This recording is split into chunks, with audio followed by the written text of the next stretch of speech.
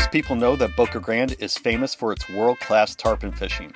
But just inside Gasparilla Pass, there's a sandbar where trains once rumbled across the water. Today, we're navigating in, sharing tips, and uncovering the history of the old swing bridge ruins that still stand right next to the party to this day.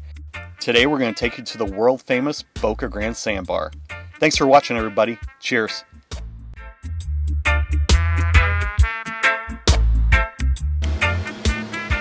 This is part 2 of our sandbar hopping day with Jim and Brandy on their Sportsman salty buns, and here we are coming from Stump Pass into the Boca Grande Sandbar via the Gasparilla Pass.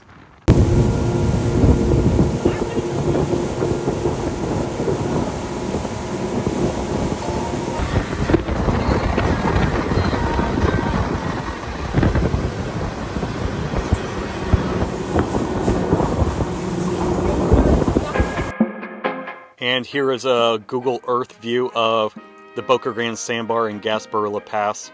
This area right here is the main sandbar area, and this is where we dropped anchor for the day.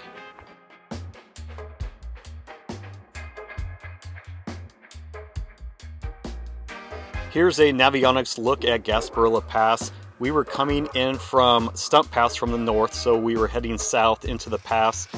And it did get really shallow on the north side of the pass. We actually had to trim up right through this blue area right here. It got within about 2 feet, so we probably should have went out a little further and came in through this deep cut. But you just follow the markers and go underneath this bridge right here. And right through that first bridge is the main area of the Boca Grande Sandbar. I would try to definitely stay in the marked channels through this area. There's lots of shoaling and lots of sandbars. And here is a look at Gasparilla Pass, and you can see some of the shallow areas, the shoaling. The current does rip through here pretty good from right through the Gulf and underneath the bridges.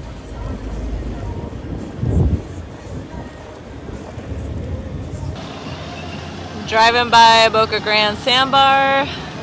It is insanely busy today, busier than I think what we expected. We'll pull beside him with the, like at the pilot. There's Exquisite Eats. We've done a video of them. They used to be on Picnic Island, but they're here now at Boca Grande Sandbar. Well, again, somebody might have to get into like... I can jump in Another food truck, food boat.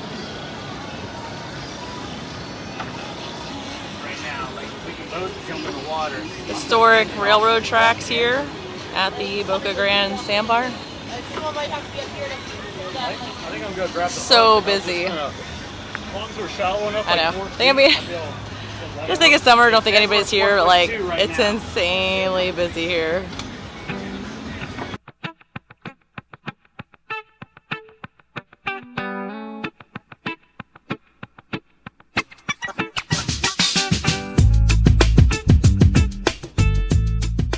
Maybe a pro tip here, we actually jumped in the water to get the boat anchored up into the sandbar with so many other boats around. It was a lot easier to pull the boat to the anchor location than actually drive it because the boats were jammed in there so tight.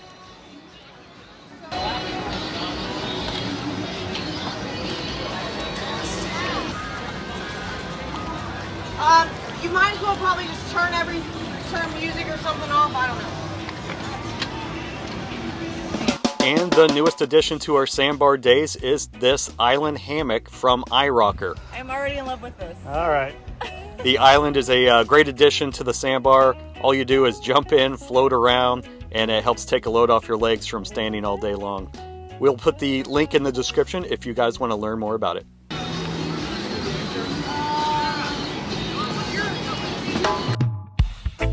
When you're heading out to Boca Grande Sandbar, here are a few things to keep in mind. You can get there 2 ways, either by running through Gasparilla Pass from the Gulf side like we did, or by coming up from the south through Gasparilla Sound.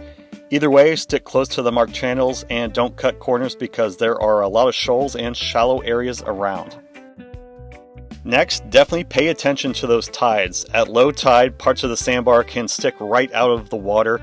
At high tide, spots that look open might actually be really shallow to the surface, so definitely keep an eye on those tides. As you get closer to the sandbar, definitely slow it down to idle speed. You'll see lots of boats crowded around the main areas, and that is your cue to slow it down. The pass itself definitely has a strong tidal current. If you want calmer waters that aren't moving quite as fast, anchor in away from the bridge. The bridge area is where the water will be moving the fastest.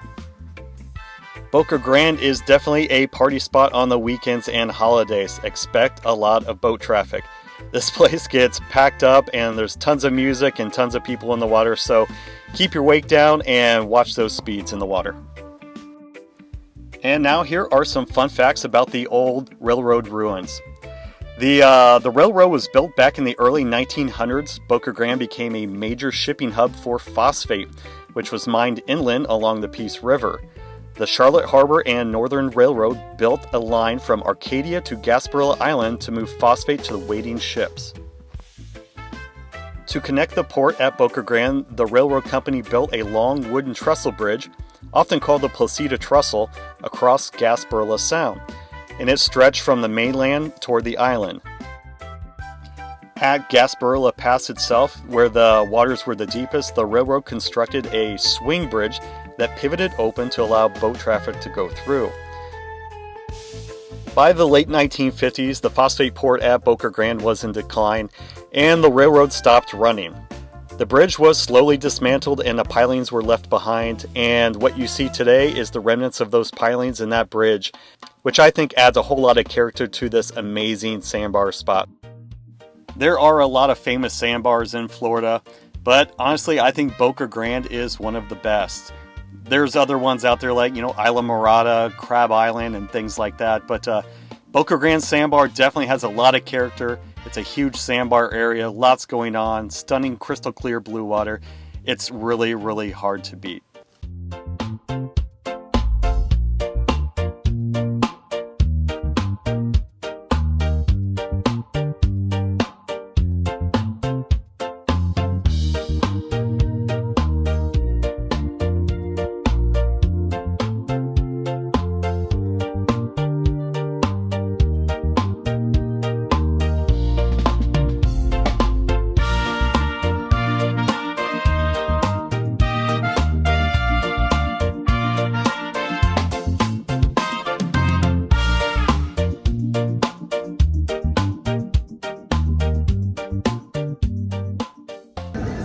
Alright, so I've always wanted to climb up on this old railroad bridge, so I think I'm gonna give it a shot right here. A little bit of a bucket list.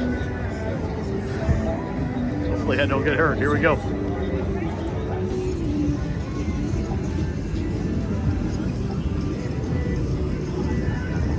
Not a bad view from up here. Food boats over there. Our crew is somewhere down there. We're gonna go try and find them. Kind of a bucket list. I always want to climb up here. Pretty excited.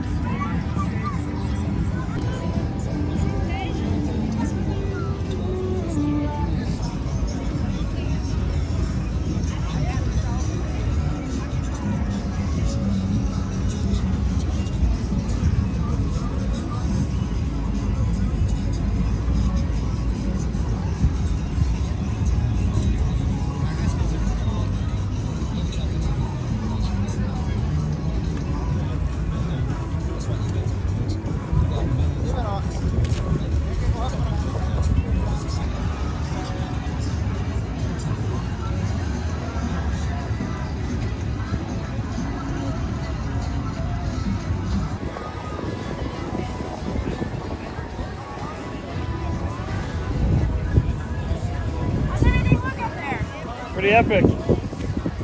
Pretty epic.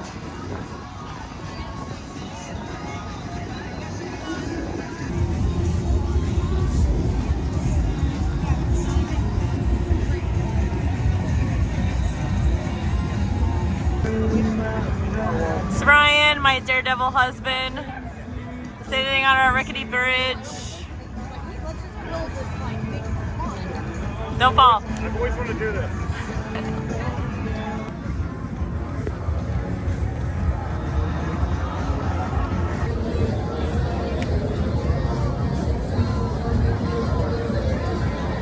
Careful.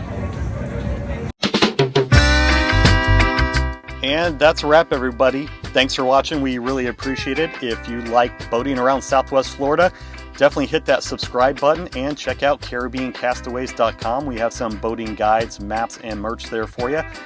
And stay tuned for next week's video as we go back to Boca Grande and actually stay the night at a great little hotel right on the water with docks. Thanks everybody for watching. We appreciate it. Cheers.